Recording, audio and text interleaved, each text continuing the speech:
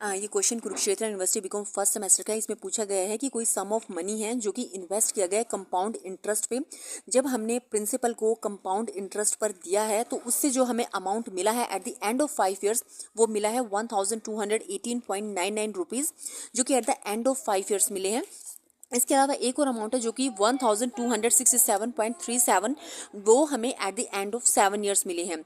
यानी कि जो अमाउंट हमें नहीं पता प्रिंसिपल कितना है, सिर्फ इतना पता है इस क्वेश्चन में 5 सालों के अंत में जो अमाउंट मिला है वो है 1218.99 रुपीज़, जो कि चक्रवृद्धि ब्याज पर हमें ये पैसे मिले हैं 5 सालों के अंत में। चक्रवृद्धि ब्याज यानी कि प्रिंसिपल पर जब ब्याज के ऊपर ब्याज लगता है, जब 5 सालों के अंत में जो पैसे मिले हैं वो ये हैं, और 7 सालों के अंत में जो पैसे मिले हैं वो ये हैं।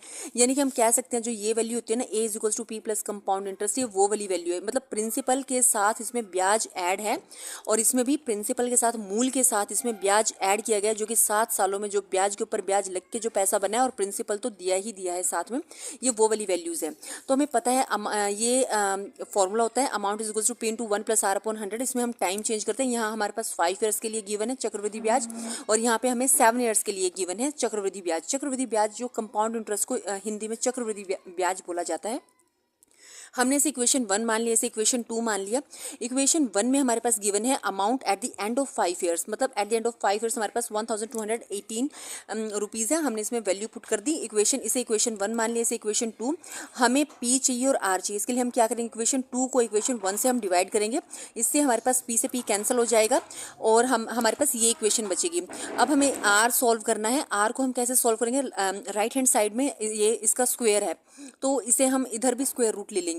इसलिए हम जब इधर स्क्वायर रूट लेंगे तो हमारे पास ये वाली वैल्यू बनेगी। इसे हम कैलकुलेटर से सॉल्व करेंगे तो हमारे पास रूट 1.04 होगा, जो कि अप्रॉक्सीमेटली इक्वल होता है। अगर हम कैलकुलेटर से सॉल्व करते हैं तो 1.0198, तो आर अप्रॉक्सीमेटली इक्वल होगा 1.0198। इधर +1 है, इधर आके माइनस हो गया, जो कि हमारे पास ये आर की वैल्यू हमारे पास आएगी 0.0198। आर हमेशा परसेंटेज में होता है तो हम इसको 100 से मल्टीप्लाई कर देंगे तो हमारे पास 1.98% जो है वो रेट ऑफ इंटरेस्ट आ जाएगा। और जब जो हमारे पास रेट ऑफ इंटरेस्ट आया उसे हम इक्वेशन 1 में पुट कर देंगे।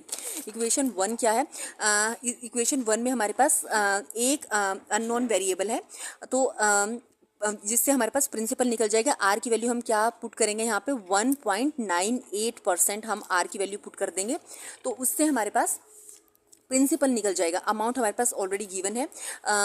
जब हम इसे सॉल्व करेंगे 1.0198 की पावर 5 है तो हमारे पास पी की वैल्यू आ जाएगी 1105.16, तो हमारे पास प्रिंसिपल अमाउंट आ जाएगा 1105.6। तो हमने इस क्वेश्चन में प्रिंसिपल भी निकाल लिया और रेट ऑफ इंटरेस्ट भी निकाल लिया। Please subscribe my channel.